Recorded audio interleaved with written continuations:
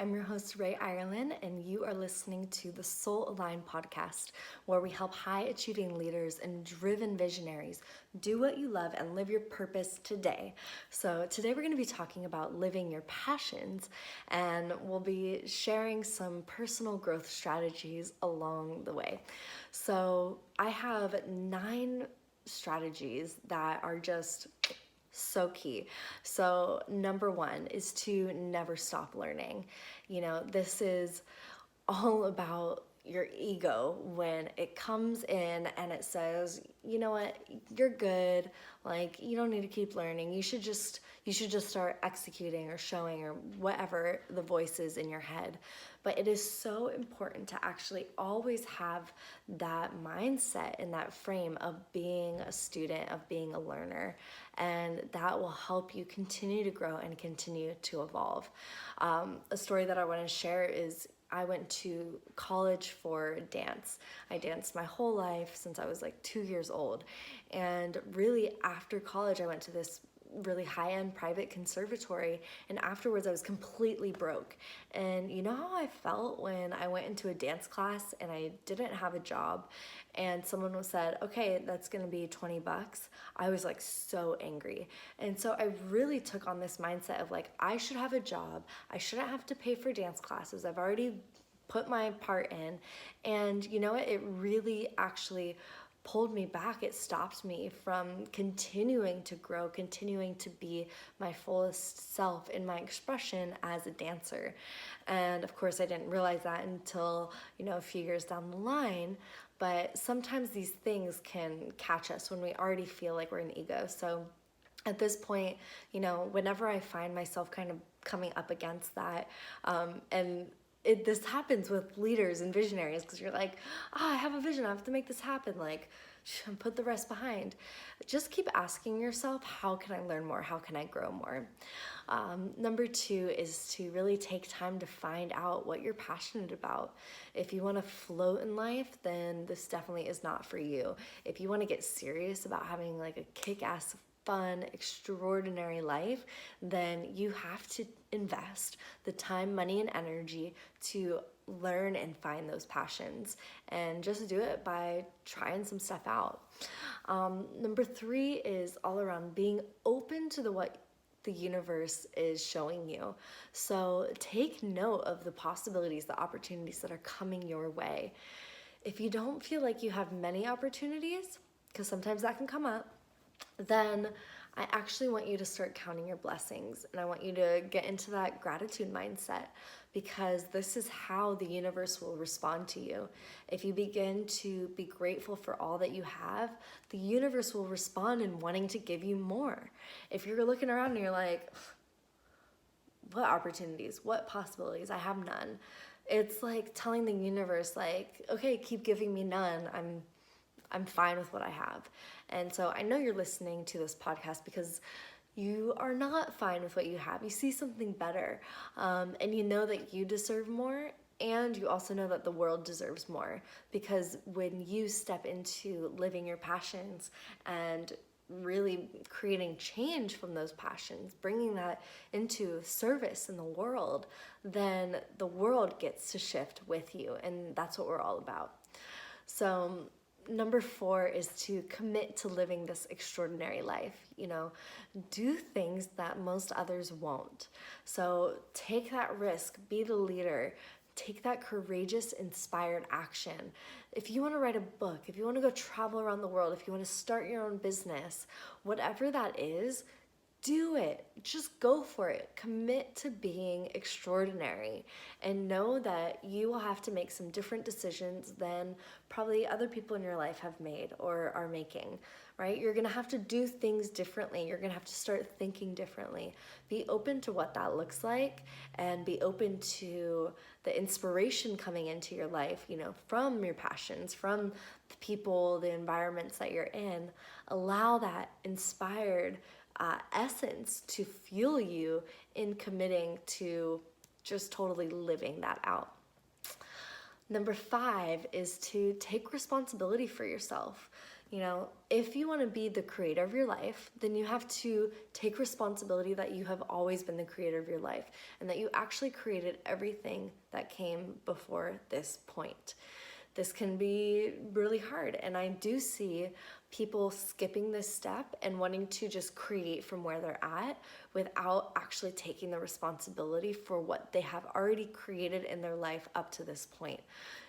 Some call it spiritual bypassing. We want to make sure that every single thing that you're doing, thinking, being, experiencing, you're taking responsibility for it, owning it. It's such a powerful tool, and it will fuel you into being that creator of your own reality. Number 6 is to nurture your passions. So once you found them, then nurture them. Practice makes perfect. And we're not going for perfect, right? We're going for that imperfect perfect. But it is that practice and that patience that helps build you up into being that master, that expert of whatever you're passionate about. You can gain those hours about that give you that credibility, not only to just like show to others and say, hey, look what I've done, but it's really so you can believe in yourself on a deeper level. You can believe in your passions on a deeper level, and you can understand them, the ins and outs, and how beautiful they are. And then you can share with the world, okay, what would the world do? What would be different in the world if everyone was to follow those passions? We don't know. We don't see that. That's not our current world. And yet there are these little pockets of people and communities that are doing this. So again, fuel yourself up with this inspiration by listening to podcasts like this, by reading books, by going out in the world, seeing what people are up to. And you will be inspired because there are some incredible people doing incredible things out there. And I do not doubt that you are listening because you are one of them. So number 7 is create a support team, a support system, a coach, a mentor, a team, accountability. You want to set yourself up for success. No one is going to be able to fully live out their passions by themselves, right? The world is revolved around relationships. So create the relationships in your life that help support you on this mission, on this journey of living your passions more fully and being on that journey of personal growth and self-discovery. Step number 8 is to watch your life come to life. So celebrate your journey, celebrate every single steps along the way, acknowledge all of your accomplishments.